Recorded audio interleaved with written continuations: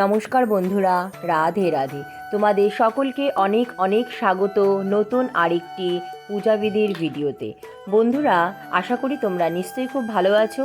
সামনেই আসতে চলেছে রাধা অষ্টমীর ব্রত। আজ আমি তোমাদের সাথে তাই শেয়ার করব রাধা অষ্টমীতে আমাদের ছোট্ট গোপাল সোনাকে আমরা কিভাবে রাধারানী রূপে সাজিয়ে রাধা অষ্টমীর ব্রত পালন করব। তো চলো বন্ধুরা, ভিডিওটি শুরু করি। আশা করি তোমাদের নিশ্চয়ই খুব ভালো লাগবে। স্নান করে শুদ্ধ বস্ত্রে চলে এসেছি রান্নাঘরে। আর সবার প্রথম এখন আমি রাধারানীর খুব প্রিয় ভোগ গাঠি কচুর তরকারি বা দহি আরবি তৈরি করব। তো সবার প্রথম গাঠি কচুগুলো খুব ভালো করে কেটে ধুয়ে নিয়েছি। আর এখন কড়াইয়ে সর্ষের তেল গরম করে জিরে আর তেজপাতা ফোড়ন দিয়ে গাঠি কচুগুলো নুন হলুদ দিয়ে খুব ভালো করে একটু হালকা ভেজে নিলাম। এরপর আদা বাটা, জিরে বাটা, ধনে গুঁড়ো, নুন, হলুদ, টমেটো, টক দই, কাঁচা লঙ্কা দিয়ে খুব ভালো করে মশলা কষিয়ে জল দিয়ে দিলাম। এরপর একটু চিনি দিয়ে নামিয়ে দেব। ভোগ রান্না করে চলে এসেছি ঠাকুর ঘরে সমস্ত পুজোর জিনিস জোগাড় করে নিয়েছি। পুরো ঠাকুর ঘরে আর পুজোর সমস্ত জিনিসে ভালো করে গঙ্গা জল ছিটিয়ে নিয়ে এখন আচমন করে নিচ্ছি নম বিষ্ণু নম বিষ্ণু নম বিষ্ণু। হাতটা খুব ভালো করে ধুয়ে নিলাম। অপবিত্র পবিত্র বা সর্ববস্থানগত পিবা যৎস্বরে পুণ্ডরিকাক্ষ সহবাচ্য অভ্যন্তর সূচি নম সূচি নম সূচি নম সূচি। আচমন করে চন্দন বেটে নেব। চন্দন বেটে একটি পাত্রে তুলে নিয়ে পুজোর সমস্ত ফুলের মালা তুলসী পাতাতে ভালো করে চন্দন লাগিয়ে নেব। গোপাল সোনাকে এখন অভিষেক করাবো, তাই পিতলের একটি থালা নিয়েছি। পিতলের একটি থালাতে কিছু ফুলের পাপড়ি দিয়ে গোপাল সোনাকে অভিষেকের জন্য নিয়ে আসলাম। গোপাল সোনাকে পঞ্চামৃত দিয়ে অভিষেক করাবো। পঞ্চামৃত তৈরি করে নিচ্ছি দুধ, দই, ঘি, মধু আর শর্করা দিয়ে। কথিত আছে জন্মাষ্টমী ব্রত পালন করলে তার সাথে সাথে অবশ্যই রাধা অষ্টমী ব্রত পালন করলেই পূর্ণ ফল পাওয়া যাবে। রাধা অষ্টমী ব্রত পালন করলে 1,00,000 ব্রতের সুফল পাওয়া যায়।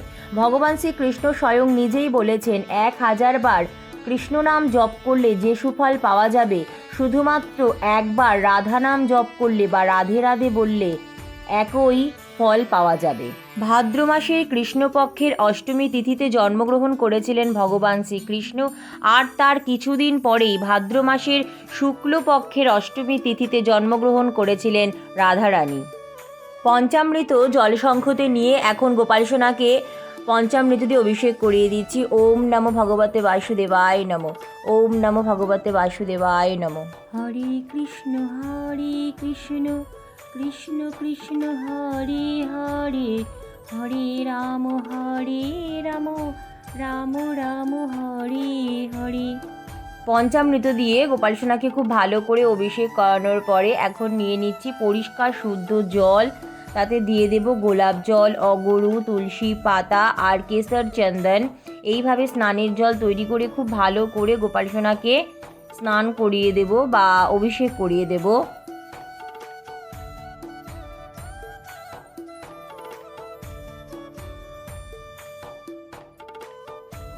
এবছর রাধা অষ্টমীর তিথি শুরু হচ্ছে বাংলার 17ই ভাদ্র, ইংরাজি 3রা সেপ্টেম্বর শনিবার বেলা 12টা 28 মিনিট থেকে। আর তিথি থাকছে বাংলার 18ই ভাদ্র, ইংরাজি 4ঠা সেপ্টেম্বর রবিবার সকাল 10টা 39 মিনিট পর্যন্ত। বন্ধুরা, আমি কিছুদিন আগে রাধা অষ্টমীর পূজাবিধি ও সঠিক সময়সূচি নিয়ে একটি ভিডিও আপলোড করেছি। তোমরা যারা এখনও সেই ভিডিওটি দেখোনি, প্লিজ ভিডিওটি দেখে নিও। আমি এই ভিডিওর আই বাটনে লিংক দিয়ে দেব। গোপাল সোনাকে খুব ভালো করে স্নান করিয়ে নেওয়ার পরে এখন ফুল দিয়ে অভিষেক করিয়ে দিচ্ছি। ওম নমো ভগবতে বাসুদেবায় নমো, ওম নমো ভগবতে বাসুদেবায় নমো। বন্ধুরা, মাঝে মাঝে গোপাল সোনাকে টক দই বা টক দইয়ের সাথে মধু বা বেসন মাখিয়ে গোপাল সোনাকে একটু স্নান করিয়ে নেবে, বা কোনো পুজো বা বিশেষ তিথিতে একটু পঞ্চামৃত দিয়ে অভিষেক করিয়ে নেবে। এতে গোপাল সোনা খুব সুন্দর অনেক দিন পর্যন্ত চকচক থাকে। গোপাল সোনার অভিষেকের এই জল আমি আমার ফুল গাছের টবে আর তুলসী গাছে দিয়ে দেব। বন্ধুরা, গোপাল সোনাকে রাধারানী রূপে সাজানোর জন্য আমি গোপাল সোনার জন্য নতুন কিছু জিনিস নিয়ে এসেছি। রাধারানীর খুব প্রিয় নীল রং, তাই নীল রঙের নতুন জামা নিয়ে এসেছি। কিছু জুয়েলারি, টিপ, চুল নিয়ে এসেছি। তো সমস্ত জিনিসে ভালো করে গঙ্গা জল ছিটিয়ে নিচ্ছি। তো চলো বন্ধুরা, আমাদের দুষ্টু মিষ্টি গোপাল সোনাকে এখন রাধারানী রূপে সাজানো শুরু করি। প্রথমে রাধারানীর প্রিয় নীল রঙের নতুন জামা গোপাল সোনাকে পরিয়ে দিয়েছি, আর এখন পুঁথির বেল্ট বা নতুন রাখি দিয়ে সুন্দর করে জামাটা সেট করে নিলাম। আর এখন জামার সাথে ম্যাচিং করে কিছু জুয়েলারি পরিয়ে দিচ্ছি। গলার হার পরিয়ে দিলাম একটি, এরপর আর একটা এরকম স্টোনের চিক পরিয়ে দিচ্ছি। বন্ধুরা, এই প্রথম আমি আমার গোপাল সোনাকে রাধারানী রূপে সাজাতে চলেছি, জানি না কেমন হবে। জামার কালারের সাথে ম্যাচিং করে বা কন্ট্রাস্ট করে গলার হার, হাতের চুড়ি আমাদের রাধারানীকে পরিয়ে দিলাম।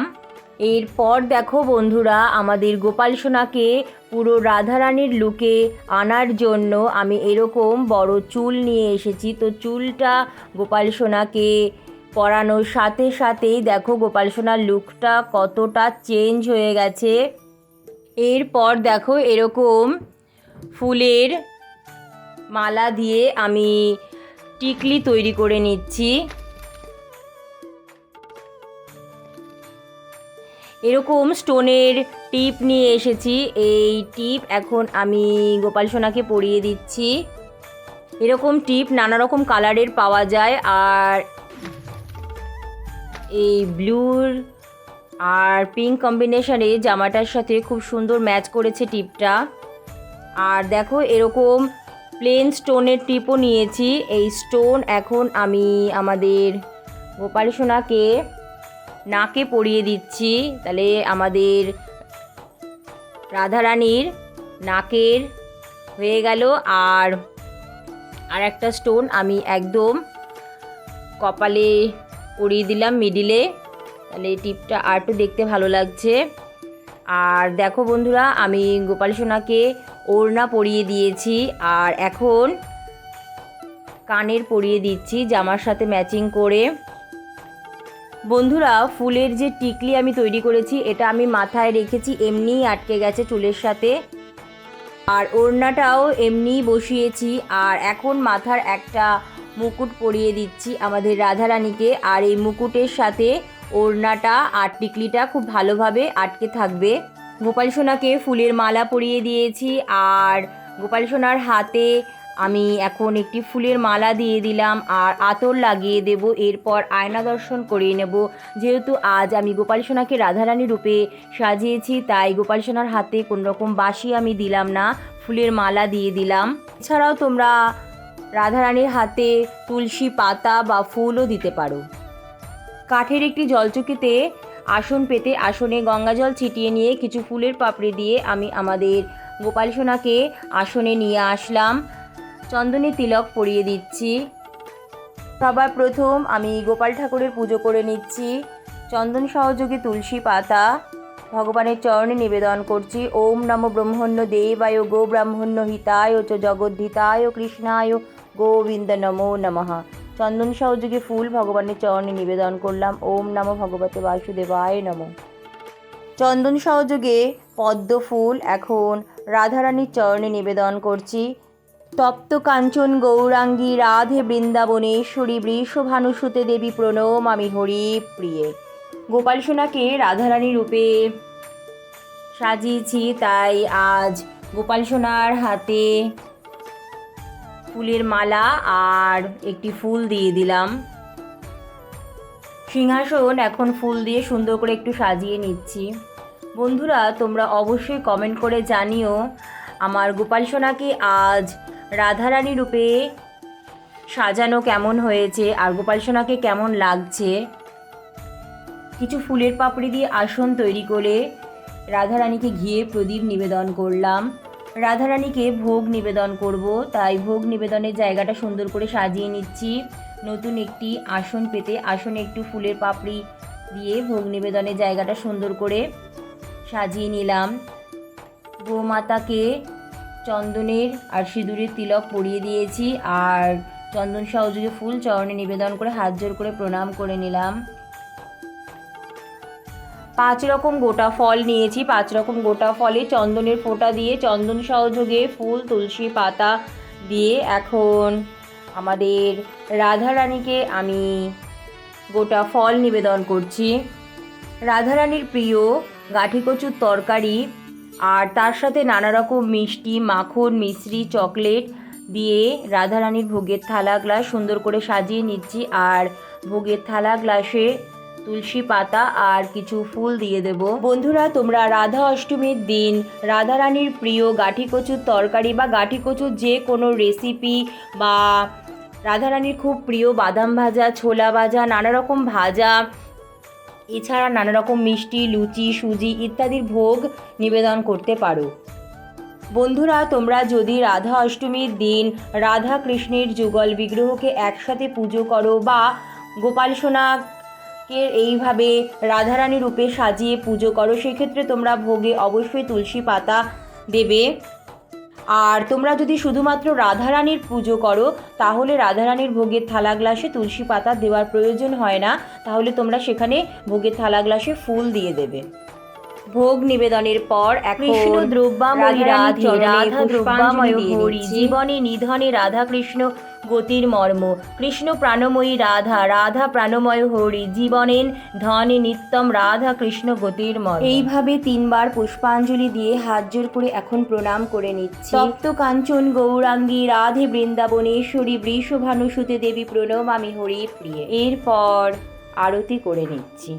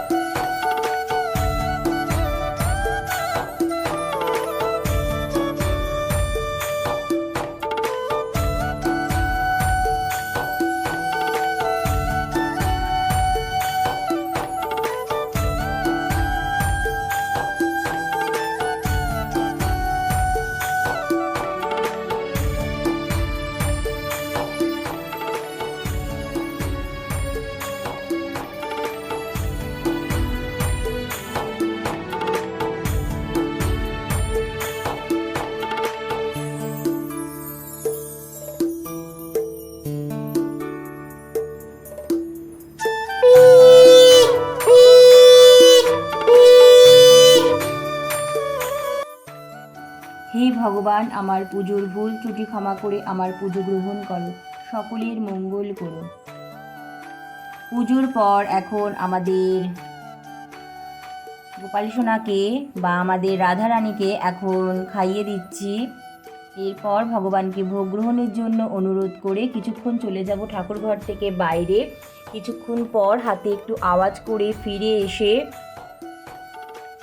আমাদের ছোট্ট মিষ্টি রাধারানীর হাত মুখ খুব ভালো করে মুছে দেব। এরপর হাতে ফুল নিয়ে রাধা অষ্টমী ব্রত কথা পড়ে আমার পুজো সম্পন্ন করব। তো বন্ধুরা, এইভাবে আমাদের যাদের কাছে রাধারানীর বিগ্রহ নেই, তো গোপাল সোনাকে রাধারানী রূপে সাজিয়ে খুব সহজ সরলভাবে আমরা রাধা অষ্টমী ব্রত পালন করতে পারি। তো বন্ধুরা, কেমন লাগলো আজ রাধা অষ্টমীর পূজাবিধির এই ভিডিওটি অবশ্যই কমেন্ট করে জানাবে। ভিডিওটি ভালো লাগলে লাইক ও শেয়ার করে দেওয়ার জন্য অনুরোধ রইল। নতুন বন্ধুরা তোমরা প্লিজ চ্যানেলটি সাবস্ক্রাইব করে পাশে বেল বাটনটি অন করে আমার পাশে থেকো। আর যে সকল বন্ধুরা অলরেডি চ্যানেলটি সাবস্ক্রাইব করে আমার পাশে আছো তাদের অসংখ্য অসংখ্য ধন্যবাদ। আর বন্ধুরা, তোমরা অবশ্যই কমেন্ট করে জানিও আজ গোপাল সোনাকে রাধারানী রূপে সেজে কেমন লাগছে আর গোপাল সোনার সিঙ্গার কেমন হয়েছে, কারণ গোপাল সোনাকে এই প্রথম আমি রাধারানী রূপে সাজালাম। তো বন্ধুরা, আজকের মতো এইটুকুই। আবার চলে আসবো নতুন আরেকটি পূজাবিধির ভিডিও নিয়ে। ততক্ষণ পর্যন্ত তোমরা খুব ভালো থেকো। অনেক অনেক ধন্যবাদ ভিডিওটি দেখার জন্য। রাধে রাধে।